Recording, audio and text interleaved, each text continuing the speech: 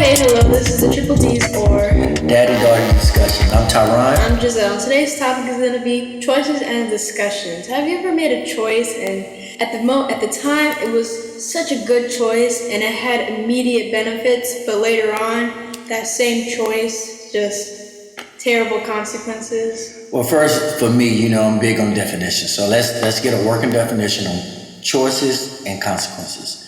So a choice is an act or of selecting or making a decision when faced with two or more possibilities.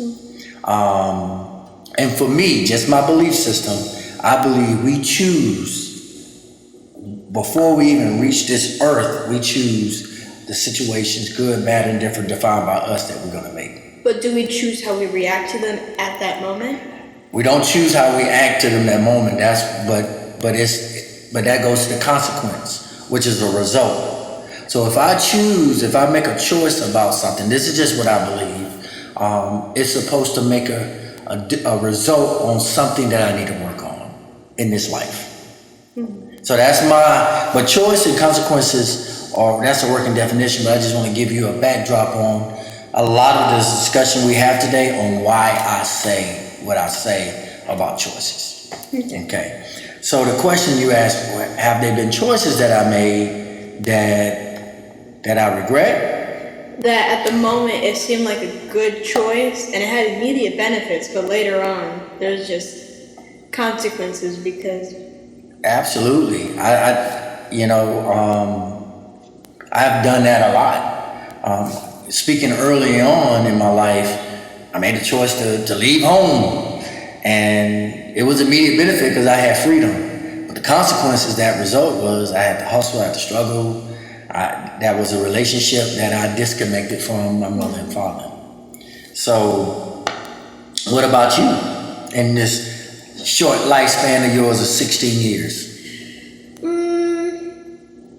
Nothing too detrimental, but I definitely made choices because the immediate benefit was right in front of me and I couldn't see the long term of doing the other choice. Mm-hmm. And there's this scientist, he did an experiment, I forgot his name. It goes into, it's like classical conditioning but different. I forget what it's called, but it was by B.F. Skinner. He put pigeons in a box, mm-hmm. and there's two buttons, green and red. The green button, when the pigeon pressed it, immediate treats. The red button, he pressed it and it was 4 seconds until he got the treat. Mm-hmm. And after a while, the pigeon kept picking the green one. Okay. I'm sorry if I'm not... It's not exactly what happened, but it was... the choices that pigeon had. Yeah, and after a while, the pigeon saw, hey, if I press the red one, sure, it takes a little longer to get it, but I get more treats in the end. Exactly. So that kind of goes along the line when I was telling you what I believe. Now, this is not a religious thing. This is just how I am spiritually, why I believe we choose our destination, right? And just like that pigeon, it was a behavior modification. Mm-hmm. That's what you was alluded to, correct? Yeah. So with that being said, choices I made early on, leaving my parents' house at the ripe old age of 14, right at 15, it did have consequences that shaped my behavior. I defined for me what's good, bad, or indifferent. Right? Now, meaning if it didn't affect anybody outside of my sphere of influence. At that time, and even as I got older now, I can see a lot of benefits with me doing that. And dependability, being able to just see different perspectives of the world. But also, there was a lot of bad consequences, because consequences is just a result. Yeah, so go ahead. You're saying it's more complex than black and white. It can be bad, but it's also good. You can't just pick and choose which ones you want to focus on for a specific choice. Yes, I don't like to put things in boxes. Mm-hmm. So I believe believing, like I said, that's a universal, let's get a universal definition. Believing is clearly defined as something that you strongly choose to be true. right? That doesn't mean it's factual. That doesn't mean it works for you. So I say all that to say, yes, there's no good or bad for me. There are some universal truths that I think that's good or bad for everybody. I know that me murdering somebody intentionally, knowing, is a good thing.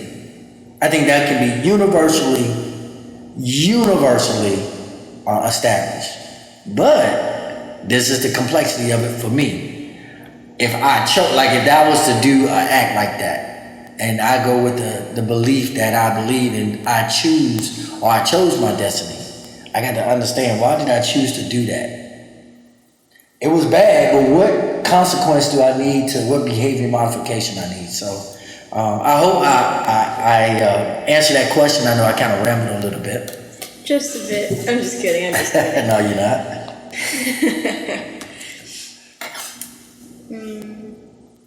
So the choices that I have made, I think, just really looking at this is for me, I decide what's bad or good for me. Are there any not consequences, choices that you've made this past week that you just still? You know what? Honestly, nothing too significant that I can think about that I decided to make a conscious choice that, we all make choices. I made a choice, so let me answer that. Let me go back and retract that statement. I chose to go to the gym. I chose to, you know what I'm saying? So choices is just, I could have stayed in bed, or I could have went to the gym. I could have came and picked you up, or I could have, I could not take you to the Color Purple that we went to last night, or I could have stayed in bed. So there's like a level to choices. There's choices you make every day that they don't really have consequences at the moment, good or bad. Then there's big choices. That's like the top, like life or death. Well, consequences is, everything has a consequence. Everything. Because consequences is defined as, we're going to get a working definition, as consequences is defined as pretty much a result or effect of an action or condition. So what does that mean? Everything is going to be a result. Well, because everything's a choice. Everything's a choice. Exactly. So to answer your questions, are there levels? You define. I think sometimes we, and I think we all guilty of it, right? We try to define the levels and measure and weigh. I believe we can measure. We try to measure and weigh for other people. We can measure and weigh for ourselves. So to answer your question, I made plethora of choices, right? And I had a lot of consequences. I probably won't know I guess the better question is, did I have any choices that I made that had consequences that I thought was bad this week? And I would say no, not this week. Last week, maybe. This week, no, it's not. A pretty good week. Yeah, it's a pretty good week. What about you? Well, yeah, I've made bad choices this week. One of them, not doing my work, not doing homework. Actively choosing to pick the better, more immediate benefit, which is chilling, doing nothing at all.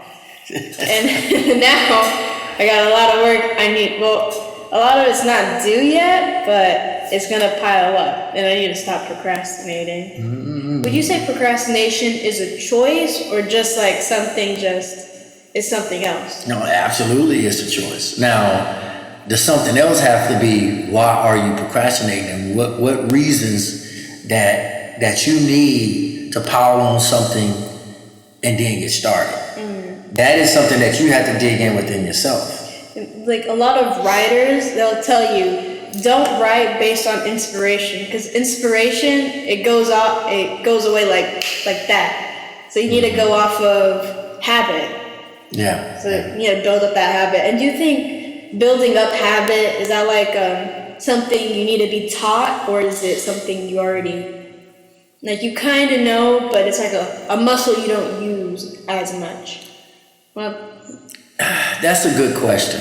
First of all, I think there are habits that are built within your regiment that you do throughout the day, right? You have started to brush your teeth every morning you get up. For me, I make my bed every morning I get up, right? So I wasn't taught that. I wasn't shown that. That I remember. Let me take that back. When I was a kid, brush your teeth, and I probably taught you. So to answer your question, I think there are certain things that's a learned behavior that I continue to add, and then there are things that say you want to consistently say you got a weight loss program, or you want to say you want to read so many chapters. You have to build in that habit. You have to be intentional. That's the word I love to use. Intentional on like, okay, today or every third day, I'm going to read so many pages. So yes, that's a muscle, because the brain is a large muscle that you got to build and continue to do it so it can be something set within you. Do you think it's true that bad habits, like say, just getting up and not making your bed, I wouldn't consider that a bad habit, but more like maybe you should shower every day and all that, but you consider not doing that a bad habit and easier to form than better habits? I don't know if good or bad habits are easier To define? You can define it, but I don't know. You asked, is it something easier to, you said develop? Like, do bad habits develop? I think they're equal. Yeah. I believe they're equal. I believe that you can be so used to, say you just something simple as not making up your bed, and you don't want to do it because in your mind there's no benefit.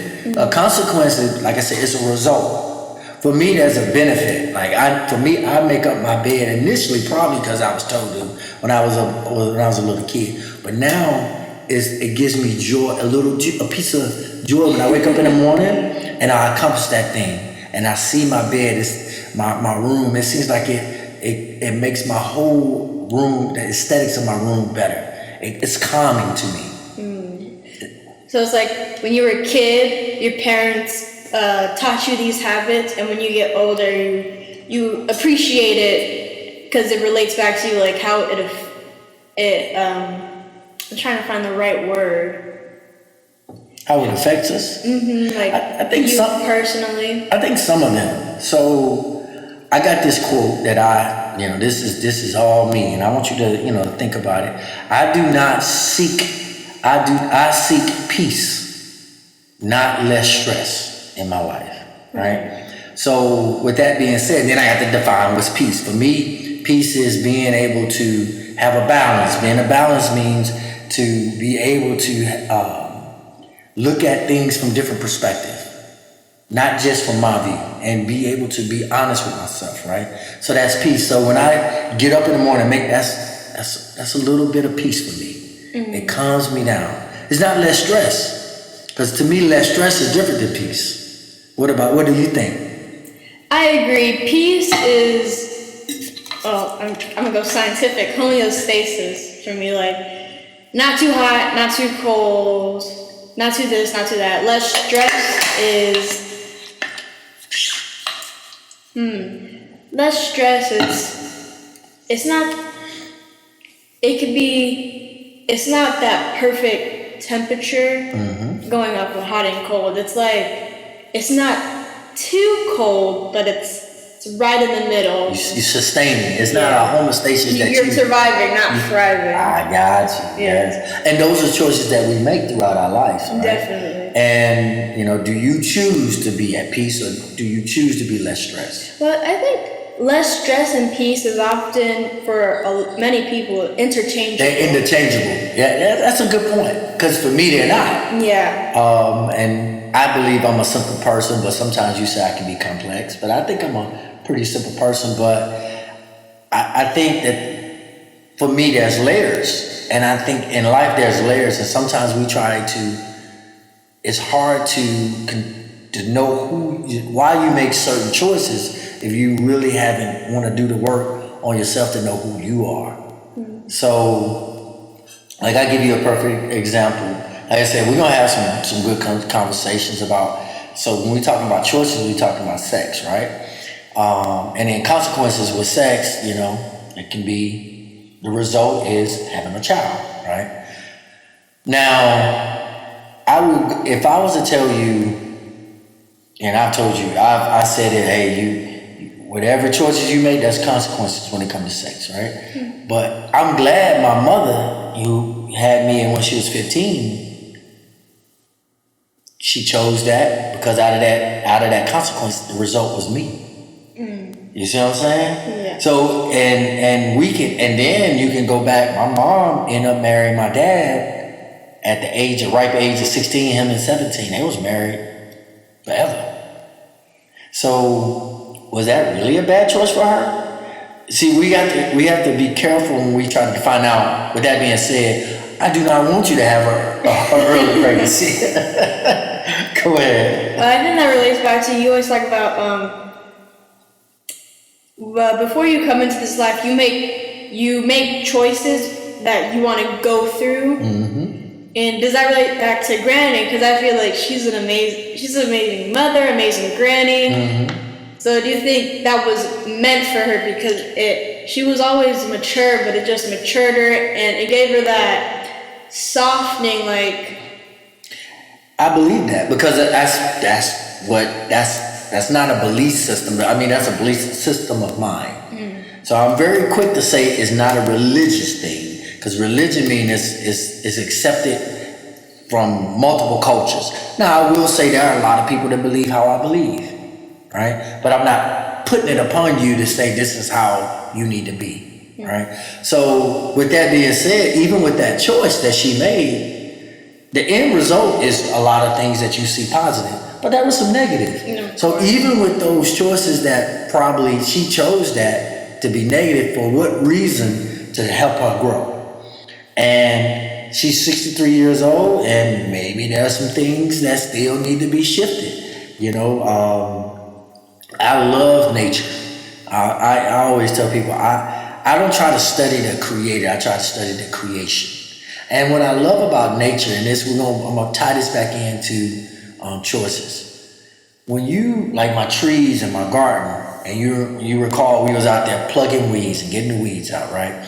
And one of the reasons we did, you know, the weeds are beneficial in one aspect because I'd rather the bugs eat the weeds than eat the good stuff. But then it's also I had to pluck it because I needed room to grow, right? So with my grandmother, your grandmother, my mother, and even myself, there are choices that we made that we might have purposely put some weeds there for whatever reason that hinders, that we might need to pluck out so we can grow in that area. So it's like it was, when you made that choice and created that buffer, it was to survive at that time. But as you grow as a person, into yourself, you need more space, and those buffers that once helped you are now taking vital nutrients that you need. Absolutely. Look at you. I'm sorry, I'm so smart. But you're right, and that's exactly what I meant. I could not have said that any better. So, and I believe what I believe, and it helps me throughout my life. Now, I didn't always believe this, but currently now in my life, and probably like the last 12 years, this is where I'm at. And it helps me go through those life decisions. So going back to the sex, and what are your thoughts on teen pregnancies and the choices that young ladies make having sex or physical intimacy so young? Well, I think it varies from person to person. A person, when you're ready to have sex, I don't know how to people aren't ready at the same times. Like it varies. someone could be ready when they're 16, someone could be ready when they're 30. So it varies from person to person going off of their experience. But the way they handle it is because, like, the education you receive for it can determine how safe you are when you do it. Because you and mom teach me about it to be safe when I do feel ready. So, what was the question? No, the question, that's fine. The question was, you answered it. I was just asking you your thoughts on having sex early, the choices that we make, because we define it they're good or bad, and you perfectly answered that, and then they got this, the term they said, reap what you sow, and with that being said, that is a negative connotation upon that, because when you say reap what you sow, what? Like I said, that's why I used my mom. That was nothing negative about a life being born. It made it harder to. But it was nothing. Yeah. I'm thankful. Yeah. So even last night you and I was talking. I said yes, I was considered in this modern time a late bloomer. I didn't have sex until my first time that I chose to have sex. I did get, and we'll talk more about my molestation and rape, but that I chose to have sex was not until I came into the military. So I was 19. Well, I came in the military at 17, but I was about 19 when my first interaction. That was a choice that I made. I can't tell you why. I think a lot of it was me being fearful that I didn't of having a child so young, so maybe that choice my mom made helped me, because me and my brothers were all the same. We was all late bloomers. See, maybe connections. Do you think for sex, because I think the most important thing about sex is having the choice of doing it. You can't stop someone from having sex. They're gonna do it no matter what you say, but you also can't force them. Well, you can't force them, but it's not right. And I know a lot of people, they want to say, you make the choice for me, for many things. And when you get used to giving someone else the power of your choice, you don't have a thought for yourself. Are you saying if you in a relationship, you are in a relationship with a young boy, young man, and you saying that you're so used to giving them the choice that when it comes to sex, you give them the choice to have sex, but it's not really. How can you give somebody your choice when you're making a choice? Elaborate. What are you meaning? I guess because for me in my mind that you can never give anybody your choice. You choose. Now, I'm not talking about abortion or anything like that, and the things that's going on in the country now when they're taking choices from, but a choice to have sex that you're not getting raped, you're not getting molested. Can somebody actually do that?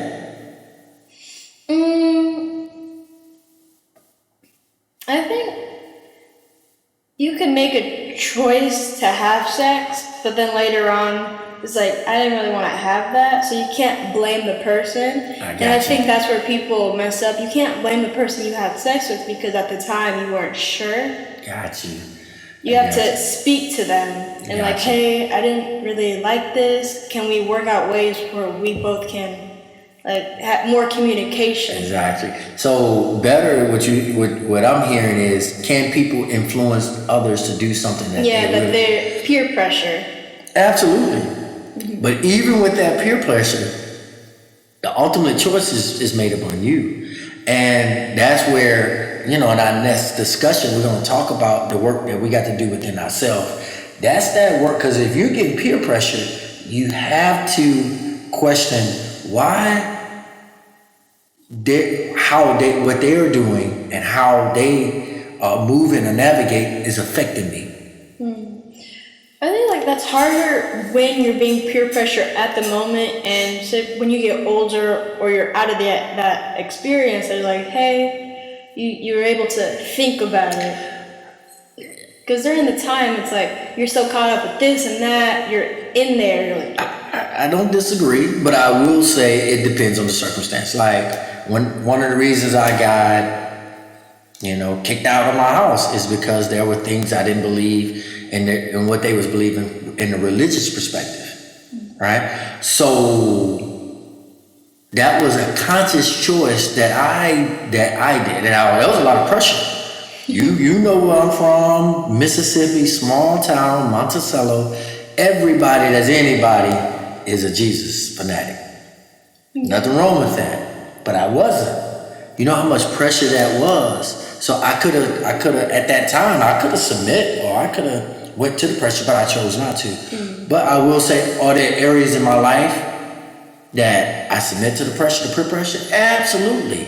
So what I'm telling you, there's no cookie cutter. Yeah, just varies from It varies person to person. and you have to deal those areas that I felt that I was peer pressured in.